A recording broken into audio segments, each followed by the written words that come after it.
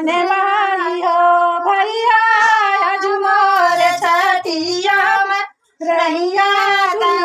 न जाने अहिया न हो। ये वापसी कोई नहीं गा चिट्ठिया पे चिट्ठी लिखी भैया भेजल मित्र भैया बाबू घर ही में काथवा नाचैया जाने प्रभु देखले मारा सुंदर धनी जनी गए धनिया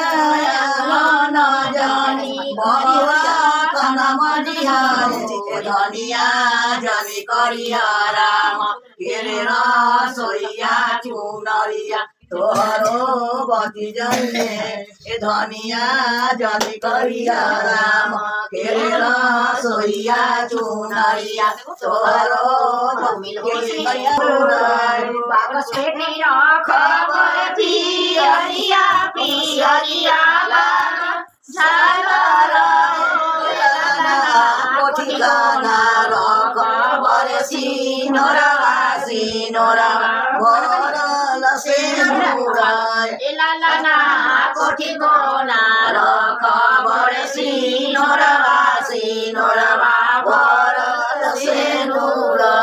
हाची चोटी आई अरे पियरिया पियरिया लागल झाला कब पेन्हा